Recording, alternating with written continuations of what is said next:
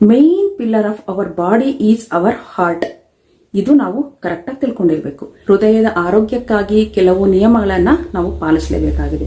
ಈಗ ನಾವು ಅಂಥ ಹೃದಯವನ್ನ ಎಷ್ಟು ಚೆನ್ನಾಗಿ ನೋಡ್ಕೋಬೇಕು, ನಮಗೆ ನಾವೇ ಕ್ವಶನ್ ಮಾಡ್ಕೋಬೇಕಾಗತ್ತೆ. ನಮ್ಮ ದೇಹಕ್ಕೆ ಬೇಕಾಗಿರುವಂತಹ ಆಮ್ಲಜನಕವನ್ನ ಇದೊಂದು ಪುಟ್ಟ ಹೃದಯ ದಿನಕ್ಕೆ 24 ಗಂಟೆನೂ ಕೆಲಸ ಮಾಡಿ, ವರ್ಷ ಇಡೀ 24 ಗಂಟೆಗಳು 60 ನಿಮಿಷಗಳು 60 ಸೆಕೆಂಡ್ಗಳು ಇಷ್ಟು ದಿನನಿತ್ಯ ಇದು ಕೆಲಸ ಮಾಡಿ ನಮ್ಮ ಆರೋಗ್ಯವನ್ನ ಸುಸ್ಥಿರವಾಗಿಡೋದಕ್ಕೆ ಕಾರಣ ಆಗ್ತಾ ಇದೆ.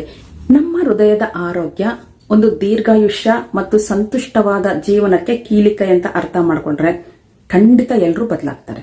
ಹಾಯ್ ಎವ್ರಿವನ್, ಎಲ್ಲರಿಗೂ ನಮಸ್ಕಾರ. ಇವತ್ತು ನಾನು ನಿಮ್ ಜೊತೆ ಒಂದು ಇಂಪಾರ್ಟೆಂಟ್ ಟಾಪಿಕ್ ಬಗ್ಗೆ ಮಾತಾಡಿ ಶೇರ್ ಮಾಡ್ಕೋಬೇಕು ಅಂತ ಇದೀನಿ. ಅದೇನಪ್ಪಾ ಅಂತಂದ್ರೆ ನಮ್ಮ ಹೃದಯದ ಆರೋಗ್ಯಕ್ಕಾಗಿ ಕೆಲವೊಂದು ಟಿಪ್ಸ್, ಕೆಲವೊಂದು ಸಲಹೆಗಳು. ಚಿಕ್ಕ ಮಕ್ಕಳಿಂದ ಹಿಡಿದು ದೊಡ್ಡವರವರೆಗೂ ಬೇರೆ ಬೇರೆ ರೀತಿಯ ಕಾಯಿಲೆಗಳು, ಎಸ್ಪೆಷಲಿ ಹಾರ್ಟ್ ರಿಲೇಟೆಡ್ ಪ್ರಾಬ್ಲಮ್ಸ್ ತುಂಬಾ ಜಾಸ್ತಿ ಆಗ್ತಾ ಇದೆ. ಅದು ಏನಕ್ಕಾಗುತ್ತೆ ಅನ್ನೋದೇ ಇಂಪಾರ್ಟೆಂಟ್. ಒಬ್ಬೊಬ್ರು ಒಂದೊಂದ್ ತರ ಡಿಫೈನ್ ಮಾಡ್ತಾ ಇದಾರೆ. ಫಸ್ಟ್ ಥಿಂಗ್ ನಾವೇನು ಅರ್ಥ ಮಾಡ್ಕೋಬೇಕಂತಂದ್ರೆ ನಮ್ಮ ಜೀವನ ಶೈಲಿಯನ್ನ ನಾವು ಬದಲಾವಣೆ ಮಾಡ್ಕೋಬೇಕು. ಹೃದಯ ಅನ್ನೋದು ನಮ್ಮ ಇಡೀ ದೇಹದ ಒಂದು ಪ್ರಮುಖ ಅಂಗವಾಗಿದೆ. ನಮ್ಮ ಆರೋಗ್ಯ ಚೆನ್ನಾಗಿರ್ಬೇಕು ಅಂತಂದ್ರೆ ನಮ್ಮ ಒಂದು ಪುಟ್ಟ ಹೃದಯ ಇದೆ, ಓಕೆ, ಅದನ್ನ ನಮ್ಮ ಮುಷ್ಟಿಗಾತ್ರ ಮಾತ್ರ ಅಂತ ಹೇಳ್ತಾರೆ. ಅಂತಹ ಒಂದು ಹೃದಯ, ಅದನ್ನ ನಾವು ಕಾಪಾಡಬೇಕು ಅಲ್ವಾ. ನಾವು ಏನೇನೋ ತಿನ್ಬಾರ್ದು, ನಮ್ಮ ಆರೋಗ್ಯ ಕೆಟ್ಟೋಗುತ್ತೆ. ಹಾಗಾದ್ರೆ ನಮ್ಮ ಹೃದಯ ಚೆನ್ನಾಗಿರ್ಬೇಕು ಅಂತಂದ್ರೆ ಏನೇನ್ ಆಹಾರ ಸೇವನೆ ಮಾಡಬೇಕು ಅಂದ್ರೆ, ನಾವು ದಿನನಿತ್ಯ 2 ರಿಂದ 3 ಲೀಟರ್ ನೀರು ಕುಡಿಯೋದ್ರಿಂದ ನಮ್ಮ ದೇಹದಲ್ಲಿರುವ ರಕ್ತ ದ್ರವ ಸಮತೋಲನದಲ್ಲಿ ಇರುತ್ತೆ. ಆಗ ಆರಾಮಾಗಿ ಫ್ಲೋ ಆಗುತ್ತೆ. ಈ ತರ ಆರಾಮಾಗಿ ಫ್ಲೋ ಆಗೋದ್ರಿಂದ ನಮ್ಮ ಹೃದಯದ ಪಂಪಿಂಗ್ ಏನಿದೆ ಕರೆಕ್ಟ್ ಆಗಿರುತ್ತೆ, ಒತ್ತಡ ಬೀಳೋದಿಲ್ಲ, ನಮ್ಮ ಹೃದಯಕ್ಕೆ ಈಸಿಯಾಗಿ ಬ್ಲಡ್ ಫ್ಲೋ ಆಗ್ತಾ ಇರುತ್ತೆ.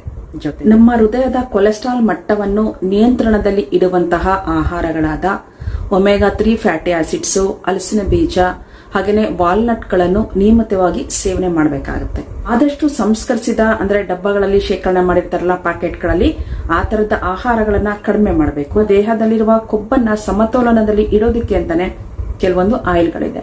ಎಕ್ಸ್ಟ್ರಾ ವರ್ಜಿನ್ ಆಯಿಲ್ ಅಂತ ಸಿಗುತ್ತೆ, ಆಮೇಲೆ ಆಲಿವ್ ಆಯಿಲ್ ಸಿಗುತ್ತೆ. ಇಂತಹ ಆಯಿಲ್ಗಳನ್ನ ಅಡಿಗೆಗೆ ಉಪಯೋಗಿಸಿದ್ರೆ ತುಂಬಾ ಒಳ್ಳೆಯದು. ಎಸ್ಪೆಷಲಿ ನಾವು ಬೆಳಗಿನ ಅಡಿಗೆಯಿಂದ ಉತ್ತಮ ಆಮ್ಲಜನಕವನ್ನ ಪಡೆಯೋದ್ರಿಂದ ನಮ್ಮ ಹೃದಯದ ಚಟುವಟಿಕೆ ತುಂಬಾ ಆರಾಮವಾಗಿ ಇರುತ್ತೆ ಅಂತ ಒಂದು ಅಧ್ಯಯನ ಹೇಳುತ್ತೆ. Morning walk the better walk ಅಂತಾನೆ ಹೇಳ್ಬೋದು. ಯಾಕಂತಂದ್ರೆ ಒಂದು ಏನೋ ಬೆಳಗಿನ ಸೂರ್ಯಕಿರಣಗಳು ಸಿಗ್ತಾ ಇರುತ್ತೆ ನಮ್ಗೆ, ಅದ್ರ ಜೊತೆನಲ್ಲಿ ಒಂದು ಒಳ್ಳೆ ಆಕ್ಸಿಜನ್ ಸಿಗ್ತಾ ಇರುತ್ತೆ. ಒಂದು ಒಳ್ಳೆಯ ನೀತಿ ಹೇಳುವಂತಹ ಫಿಲಂಗಳನ್ನ ಅಥವಾ ಸನ್ನಿವೇಶಗಳನ್ನ ನೋಡೋದ್ರಿಂದ ನಮ್ಮ ಒತ್ತಡ ಕಡಿಮೆ ಆಗುತ್ತೆ. ಇದರಿಂದ ಹೃದಯದ ಚಟುವಟಿಕೆ ತುಂಬಾ ಚೆನ್ನಾಗಿರುತ್ತೆ ಅಂತ ಒಂದು ಅಧ್ಯಯನ ಹೇಳ್ತಾ ಇದೆ. ಇಷ್ಟೇ ಅಲ್ಲ, ನಮ್ಗೆ ಬರುತ್ತೋ ಬರಲ್ವೋ ಅಟ್ಲೀಸ್ಟ್ ಒಬ್ಬರ ಹೆಲ್ಪ್ ತಗೊಂಡು, ಒಬ್ಬ ಗುರುವಿನ ಹೆಲ್ಪ್ ನಿಂದ ಕೂಡ 10 ರಿಂದ 15 ನಿಮಿಷ ಸಾಕು.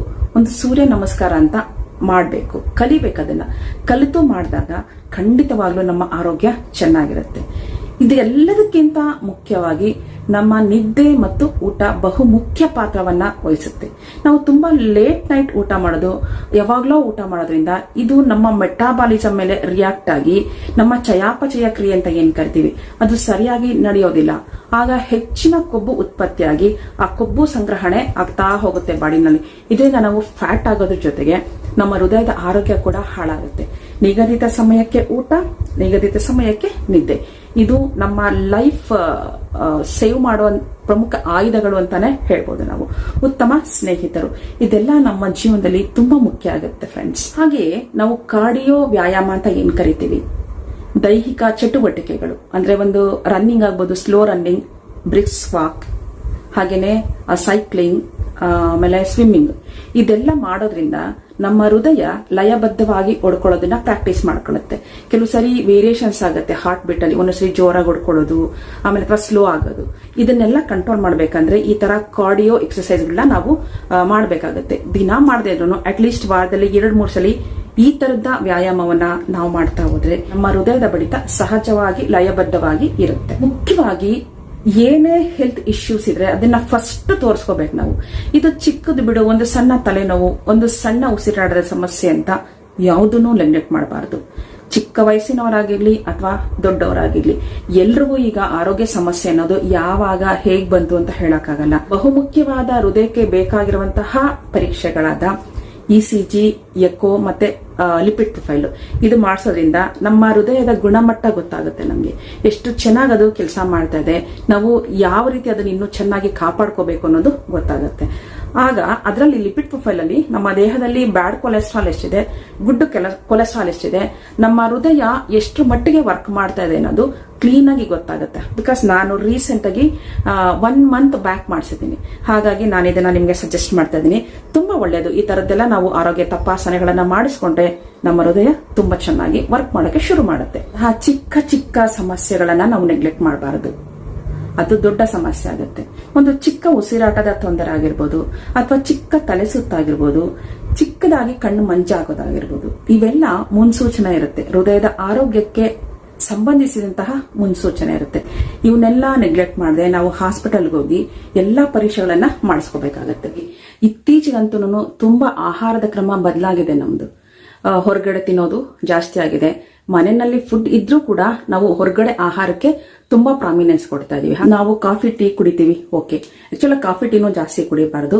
ಇದ್ರ ಜೊತೆಗೆ ಇನ್ನೊಂದು ಕೆಟ್ಟ ಅಭ್ಯಾಸ ಇರುತ್ತೆ ಕೆಲವರಿಗೆ, ಧೂಮಪಾನ ಹಾಗೇನೆ ಮದ್ಯಪಾನ ಮಾಡುವಂತದ್ದು. ನಿಜವಾಗ್ಲೂ ಇದು ನಮ್ಮ ಶತ್ರುಗಳು ಅಂತಾನೆ ಹೇಳ್ಬೋದು ನಾವು. ಅದು ಲೇಡೀಸ್ ಆಗಿರಬಹುದು ಅಥವಾ ಜೆಂಟ್ಸ್ ಆಗಿರ್ಬೋದು. ಈ ಧೂಮಪಾನ ಮದ್ಯಪಾನ ಅಂತ ಏನ್ ಹೇಳ್ತೀವಿ, ಖಂಡಿತವಾಗ್ಲೂ ಇದು ನಮ್ಮ ದೇಹದಲ್ಲಿರುವಂತಹ ಕೊಲೆಸ್ಟ್ರಾಲ್ ಅನ್ನ ಜಾಸ್ತಿ ಮಾಡೋದಿಕ್ಕೆ ಎನ್ಕರೇಜ್ ಮಾಡುತ್ತೆ. ಅಷ್ಟೇ ಅಲ್ಲ, ಕೇವಲ ನಾನು ಫುಡ್ಡು ಹಾಗೇನೆ ನಮ್ಮ ದೈಹಿಕ ಚಟುವಟಿಕೆಗಳು ಅಂತ ಹೇಳಿದೆ. ಇದೆಲ್ಲ ನಮ್ಮ ದೇಹಕ್ಕೆ ಆದ್ರೆ ಅಂದ್ರೆ ನಮಗೆ ಬೇಕಾಗಿರುವಂತಹ ಮನಸ್ಥಿತಿ ಕೂಡ ನಮಗೆ ಇಂಪಾರ್ಟೆಂಟ್ ಆಗುತ್ತೆ. ಫಾರ್ ಲೇಡೀಸ್ ನಾನು ಹೇಳ್ತಾ ಇದ್ದೀನಿ, ಯಾಕಂದ್ರೆ ಮನೆದು ಒಂದಷ್ಟು ಒತ್ತಡ ಇರುತ್ತೆ, ಮಕ್ಕಳದು ಒಂದಷ್ಟು ಒತ್ತಡ ಇರುತ್ತೆ, ಜೊತೆಗೆ ನಾವು ಕೆಲಸ ಮಾಡ್ತಾ ಇರ್ತೀವಿ ಹೊರಗಡೆ, ಅಲ್ಲಿದು ಕೂಡ ಸ್ವಲ್ಪ ಒತ್ತಡ ಇರುತ್ತೆ. ಇದನ್ನೆಲ್ಲ ಸಮರ್ಥವಾಗಿ ನಿರ್ವಹಿಸುವಂತಹ ಕೌಶಲ್ಯವನ್ನ ನಾವು ಪಡ್ಕೋಬೇಕಾಗಿದೆ. ಕೆಲವು ಸುದ್ದಿಗಳು ಬರ್ತಾ ಇದಾವೆ ಏನಂತಂದ್ರೆ, ಹೆಚ್ಚು ಹೊತ್ತು ಮೊಬೈಲ್ ನೋಡೋದ್ರಿಂದ ಹೃದಯ ಸಂಬಂಧಿ ಕಾಯಿಲೆಗಳು ಜಾಸ್ತಿ ಆಗ್ತಾ ಇದೆ. ಖಂಡಿತ ಇರಬಹುದು. ಯಾಕೆಂತಂದ್ರೆ ಇವಾಗಿನ ಮಕ್ಕಳು ಸ್ಕೂಲ್ಗೆ ಹೋಗಿ ಬಂದಿದ್ದಾರೆ ಅಂತ ಅಂದ್ರೆ ಅವ್ರದ್ದು ಮೊಬೈಲ್ ಬಿಟ್ರೆ ನಿಜವಾಗ್ಲೂ ಬೇರೆ ಯಾವ್ದ್ರ ಕಡೆನೂ ಅವ್ರ ಗಮನ ಕೊಡಲ್ಲ. ಸ್ವಲ್ಪ ಟಿವಿ ನೋಡ್ತಾರೆ, ಮಿಕ್ಕಿ ಟೈಮಲ್ಲೆಲ್ಲ ಮೊಬೈಲ್ ನೋಡ್ತಾ ಕುತ್ಕೊಂಡ್ಬಿಡ್ತಾರೆ. ಒತ್ತಡರಹಿತ ಜೀವನ, ಒಳ್ಳೆಯ ಆಹಾರ ಕ್ರಮ, ಒಳ್ಳೆಯ ಯೋಗ, ಧ್ಯಾನ, ಉತ್ತಮ ಬಾಂಧವ್ಯ, ಇದಿಷ್ಟು ಇರಬೇಕಾಗತ್ತೆ. ಇದ್ರ ಜೊತೆಗೆ ಒಂದು ಒಳ್ಳೆಯ ನಿದ್ದೆ, ಒಂದು ಸಂಸ್ಕಾರಯುತ ಜೀವನ ಕ್ರಮವನ್ನ ನಾವು ಅಳವಡಿಸಿಕೊಂಡಿದ್ದೆ ಆದಲ್ಲಿ ಖಂಡಿತ ನಮ್ಮ ಎಲ್ಲ ಆರೋಗ್ಯ, ಕೇವಲ ಹೃದಯದ ಆರೋಗ್ಯ ಮಾತ್ರ ಅಲ್ಲ, ನಮಗೆ ಇರುವ ಎಲ್ಲ ಆರೋಗ್ಯನೂ ಚೆನ್ನಾಗಿರುತ್ತೆ. ಹಾಗಾದ್ರೆ ಇನ್ಯಾಕೆ ಲೇಟ್ ಮಾಡಬೇಕು? ಇವತ್ತಿನಿಂದಲೇ ಈ ತರದ ಒಂದು ಸರಳ ಜೀವನ ಕ್ರಮವನ್ನ ಅನುಸರಿಸಿ ನಮ್ಮ ಹೃದಯದ ಆರೋಗ್ಯವನ್ನ ಕಾಪಾಡಿಕೊಳ್ಳೋಣ. ಓಕೆ, ನಮ್ಗಿಷ್ಟೆಲ್ಲ ಗೊತ್ತಾದ್ಮೇಲೆ ನಾವು ಯಾವ ತರ ಜೀವನ ನಡೆಸಬೇಕು? ಮುಖ್ಯವಾಗಿ ನಮ್ಮ ಹೃದಯದ ಆರೋಗ್ಯದ ಕಡೆ ಗಮನ ಕೊಡಬೇಕು.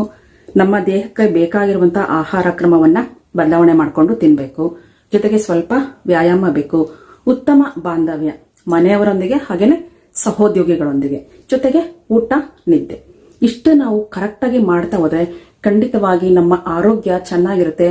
ನಮ್ಮ ಹೃದಯ ಚೆನ್ನಾಗಿ ಕೆಲಸ ಮಾಡುತ್ತೆ. ನನ್ನ ಹೃದಯ ಜೊತೆಗೆ ನಿಮ್ಮ ಹೃದಯವೂ ಕೂಡ ಚೆನ್ನಾಗಿ ಕೆಲಸ ಮಾಡಿ ದೇವರು ಎಲ್ಲಾರ್ಗು 100 ವರ್ಷ ಆರೋಗ್ಯ ಆಯುಷನ್ನ ಕೊಟ್ಟು ಕಾಪಾಡಲಿ ಅಂತ ಕೇಳ್ತಾ ಇವತ್ತಿನ ವಿಡಿಯೋನ ಮುಗಿಸೋ ಸಮಯ ಬಂದಿದೆ. ನಿಮ್ಗೆಲ್ಲರಿಗೂ ಈ ವಿಡಿಯೋ ಇಷ್ಟ ಆಗಿದೆ ಅಂತ ಅನ್ಕೊಳ್ತಾ ಇದೀನಿ. ಇಷ್ಟ ಆಗಿದೆ ಪ್ಲೀಸ್ ಒಂದು ಲೈಕ್ ಮಾಡಿ, ಶೇರ್ ಮಾಡಿ, ಹಾಗೆ ಸಬ್ಸ್ಕ್ರೈಬ್ ಮಾಡಿ ಅಂತ ಹೇಳ್ತಾ ಇವತ್ತಿನ ಒಂದು ನನ್ನ ಸಲಹೆಯನ್ನ, ಹೃದಯದ ಆರೋಗ್ಯದ ಬಗ್ಗೆ ಕೊಟ್ಟಂತಹ ನನ್ನ ಸಲಹೆಯನ್ನ ನೀವೆಲ್ಲ ಸ್ವೀಕಾರ ಮಾಡಿದೀನಿ ಅಂತ ಅನ್ಕೊಳ್ತಾ ಈ ಒಂದು ವ್ಲಾಗ್ ಅನ್ನ ನಾನು ಮುಗಿಸ್ತಾ ಇದ್ದೀನಿ.